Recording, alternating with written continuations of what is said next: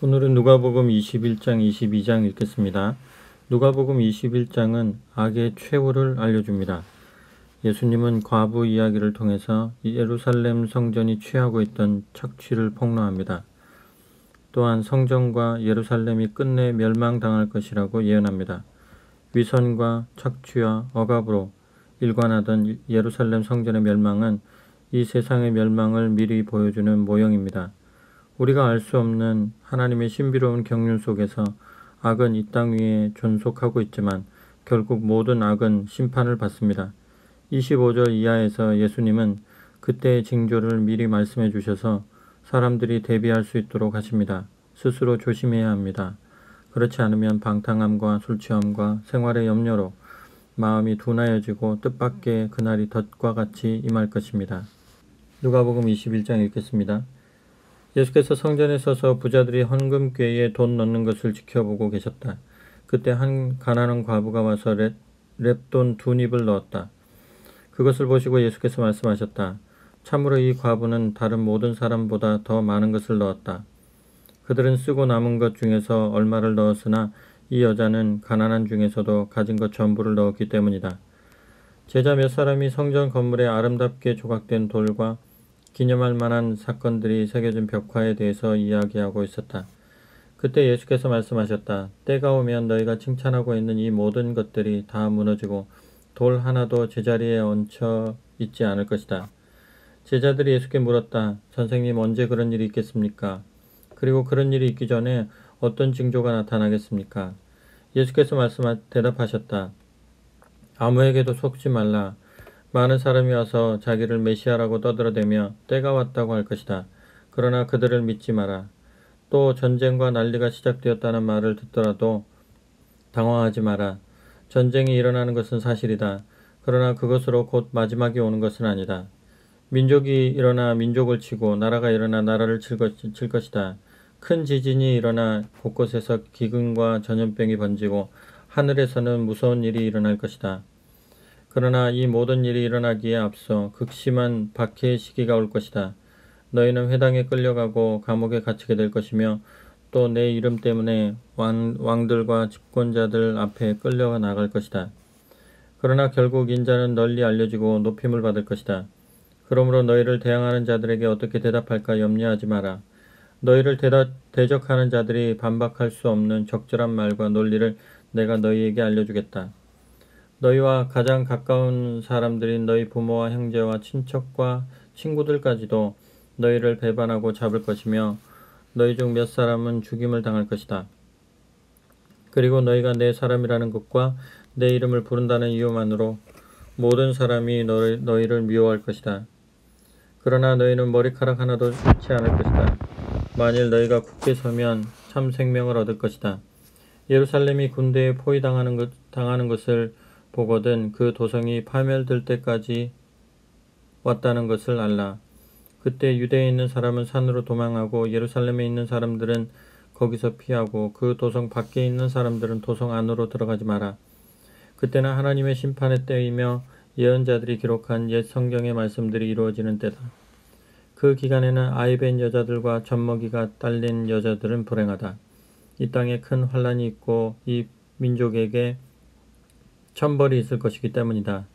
그들은 적의 무기 앞에 죽어 넘어가거나 세계 여러 나라의 포로로 잡혀갈 것이며 예루살렘은 하나님이 허락하시는 이방인의 때가 끝날 때까지 저들의 발 아래 짓밟힐 것이다. 그런 뒤에 하늘에는 이상한 사건들이 일어날 것이다. 즉 해와 달과 별의 징조와 중대한 일이 벌어지리라는 전조가 나타날 것이다. 그리고 땅에서는 으르렁대는 바다와 파도 때문에 불안해할 것이다. 사람들은 세상에 닥쳐올 일들을 예상하고 무서워 떨다가 기절할 것이다. 모든 전체가 흔들릴 것이기 때문이다. 그러나 그때에 땅 위에 있는 사람들은 인자가 능력과 큰 영광에 쌓여 구름을 타고 오는 것을 볼 것이다. 그러므로 이러한 모든 일이 일어나기 시작하거든 똑바로 서서 머리를 높이 들라. 너희의 구원이 가까웠기 때문이다. 예수께서 다시 그들에게 비유로 말씀하셨다. 무화과 나무와 그 밖의 모든 나무를 보라. 나무에 잎이 돋으면 너희는 벌써 여름이 가까운 줄을 안다. 이와 같이 내가 너희에게 일러준 이 일들이 일어나는 것을 보거든 하나님 나라가 가까이 왔는 줄을 알라. 내가 진정으로 말한다. 이 세대가 다 끝나기 전에 이 일들이 일어날 것이다. 하늘과 땅은 사라질지라도 내 말은 영원히 남아있을 것이다. 깨어있으라. 뜻하지 않은 때에 그날이 갑자기 닥칠지 모르기 때문이다. 너희는 정신 차리지 않고 살거나 방탕하고 술 취해 있거나 이 세상의 생활 문제에 온 마음을 다 빼앗기지 않도록 하라. 그날은 땅 위에 사는 모든 사람들에게 한꺼번에 닥칠 것이다. 늘 깨어있으라. 그리고 이런 끔찍한 일을 겪지 않고 내 앞에 설 수 있도록 기도하라. 예수께서는 날마다 가르치려고 성전으로 나가셨다가 저녁이 되면 감람산에 가셔서 밤을 지내셨다. 군중은 예수의 말씀을 들으려고 이른 아침부터 모여들었다. 누가복음 22장에는 하나님의 지혜가 절정을 이룬 장면이 나옵니다. 예수 그리스도의 고난입니다. 왕이신 예수님이 죄인처럼 고난을 당하십니다. 그분은 마치 유월절의 어린 양처럼 아무 말씀도 없이 온갖 모욕을 당하십니다. 유월절 만찬은 그것을 상징합니다. 예수님은 마지막으로 제자들에게 이런저런 교훈을 주십니다. 감람산 기도 이후 드디어 예수님이 체포됩니다. 대제사장의 집에 끌려온 예수님은 희롱과 매질을 당합니다. 대제사장과 장로들은 예수님을 잡아 죽이기 위해 증거를 만들어내고 베드로는 끝내 예수님을 부인합니다. 세상적인 눈으로 보면 그렇게 나약할 수 없고 그렇게 미련할 수 없습니다. 사람들을 규합하여 대적을 하든지 논리적으로 대응을 하든지 하면 될 텐데 도대체 왜 아무 말씀도 하지 않고 계시는 걸까요? 그러나 이 나약하고 미련해 보이는 방법이 사실은 하나님의 지혜입니다. 이 방법을 통해 죄와 죽음을 정복하셨기 때문입니다. 누가복음 22장 읽겠습니다. 유월절 축제가 다가왔다. 이 명절에는 전통적으로 누룩 없는 떡을 먹었다. 대제사장들과 율법학자들은 군중의 폭동 없이 예수를 죽일 방책을 공리하고 있었다. 그들은 군중을 몹시 무서워하고 있었다. 그때 사탄이 12제자 중에 하나인 가룟 유다에게 들어갔다. 그래서 유다는 대제사장들과 성전 수비대들을 찾아가 예수를 그들에게 넘겨줄 방법을 상의하였다. 그들은 매우 좋아하며 유다에게 돈을 주기로 약속하였다. 유다는 군중이 없을 때 몰래 예수를 잡아줄 기회를 엿보았다. 유월절 양을 잡고 누룩 없는 떡을 먹는 무교절 축제일이 되었다. 예수께서는 유월절 음식을 준비하라고 베드로와 요한을 보내셨다. 그들이 물었다. 어디에다가 준비할까요?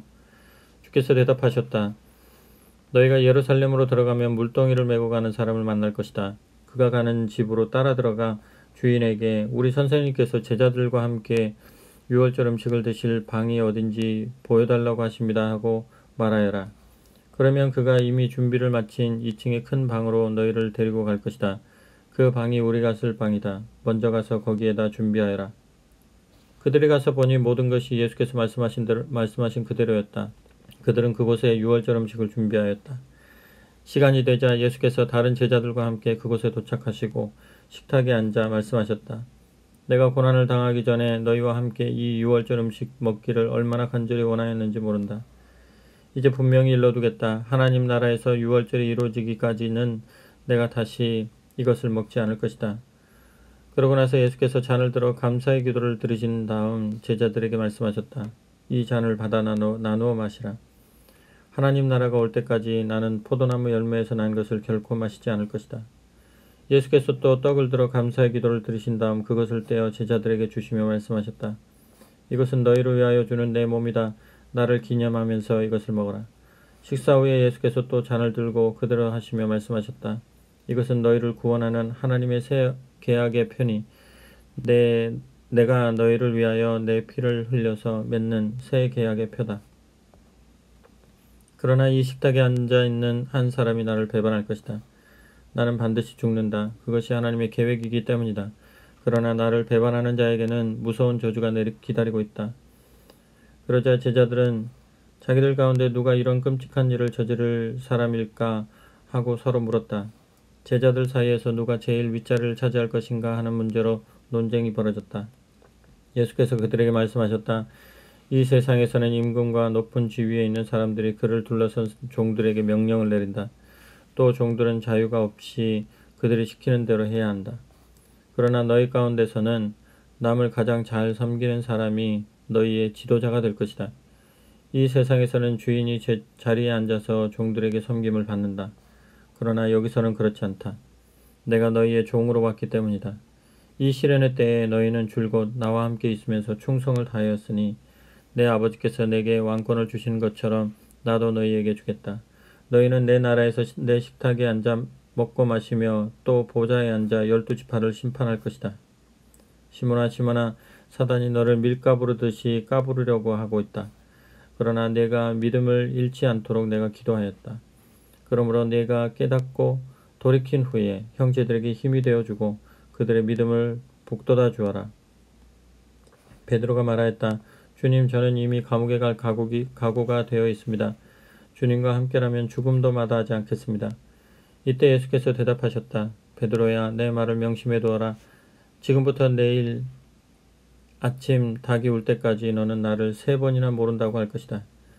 그러고 나서 예수께서 제자들에게 물으셨다. 내가 복음을 전하라고 너희를 보냈을 때 돈과 식량자루와 신도 가져가지 말라고 하였는데 부족한 것이 있더냐? 없었습니다 하고 그들이 대답하자 예수께서 다시 말씀하셨다. 그러나 이제는 식량자루가 있는 사람은 그 자루를 가지고 가고 돈을 가져가라. 칼이 없는 사람은 겉옷을 팔아서 칼을 사거라. 성경에 그가 생명의 피를 제물로 쏟아붓고 스스로 범죄자들의 편에 서서 죽음으로써 무사람의 형벌을 대신 지고 죄인 취급을 당하였기 때문이다 라고 나를 두고 예언한 말씀이 이루어질 때가 왔기 때문이다. 내게 대한 기록은 그대로 다 이루어지고 있다. 그들이 주님, 여기에 칼 2자루가 있습니다 하고 대답하니 그것으로 충분하다고 예수께서 말씀하셨다. 예수께서 제자들을 데리고 늘 하시던 대로 감람산으로 가셨다. 거기서 예수께서는 제자들에게 시험에 빠지지 않도록 하나님께 기도하라고 이르시고 돌을 던져 닿을 만한 거리쯤 떨어져 무릎을 꿇고 기도하셨다. 아버지, 만일 아버지께서 원하신다면 이 잔을 내게서 거두어 주소서. 그러나 제 뜻대로 마시고 아버지의 뜻대로 하소서. 예수께서 번민하시며 더욱 간절히 기도하시자 핏방울 같은 땀이 땅에 떨어졌다. 그때 천사가 하늘에서 나타나 예수께 힘을 돋워 드렸다. 기도를 마치고 일어나 제자들에게 가보시니 그들은 슬픔에 지쳐 자고 있었다. 예수께서 말씀하셨다. 어찌하여 자고 있느냐? 일어나 시험을 당할 때 넘어지지 않도록 하나님께 기도하라. 예수께서 이 말씀을 하고 계실 때 한때의 무리가 12제자 중에 하나인 유다의 안내를 받고 나타났다. 유다는 앞으로 걸어 나와서 다정한 듯이 예수의 뺨에 입을 맞추었다. 예수께서 말씀하셨다. 유다야, 왜 이런 짓을 하느냐? 너는 입맞춤으로 나를 배반하려 하느냐? 다른 제자들이 이를 지켜보고 있다가 주님, 우리가 싸우겠습니다. 우리에게는 칼이 있습니다 하고 말하였다.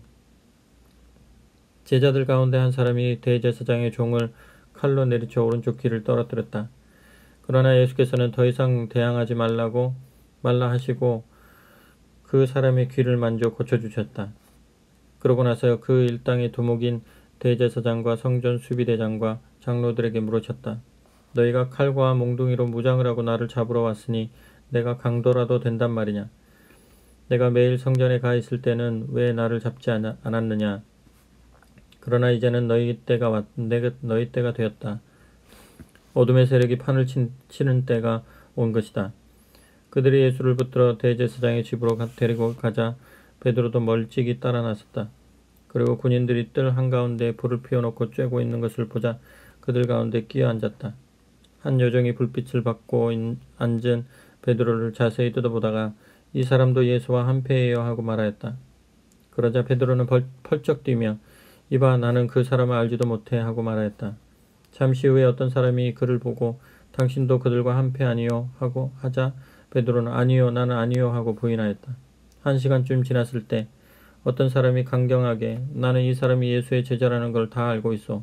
둘 다 갈릴리 사람이란 말이요 하자 베드로는 이 사람, 나는 자네가 무슨 말을 하는지 통 모르겠네 하고 말하였다.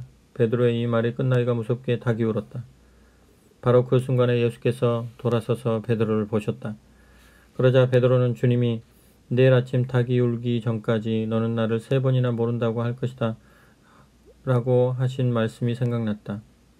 베드로는 뜰 밖으로 나가서 큰 소리로 울었다. 예수를 지키고 있는 보초병들이 예수를 조롱하였다. 그들은 예수의 눈을 가려놓고 주먹으로 치면서 예언자라 했으니 이번에는 누가 쳤는지 알아맞혀 보시지 하며 예수께 온갖 무례한 짓을 다 하였다. 다음 날 아침 날이 밝아오자 대제사장들과 율법학자들과 장로들이 유대인 최고회의를 소집하여 예수를 세워놓고 그리스도라고 주장한 사실이 있는지를 신문하였다. 예수께서 말씀하셨다. 내가 너희에게 말할지라도 너희가 믿지 않을 것이고 내가 물을지라도 너희가 대답하지 않을 것이다. 그러나 인자는 전능하신 하나님 오른편 보좌에 곧 앉게 될 것이다. 그들이 모두 소리쳤다. 그러면 당신이 하나님의 아들이란 말이요. 예수께서 그렇다고 대답하시자 그들이 다시 소리쳤다. 이제 무슨 다른 증언이 필요하겠습니까? 그가 하는 말을 우리가 직접 듣지 않았습니까?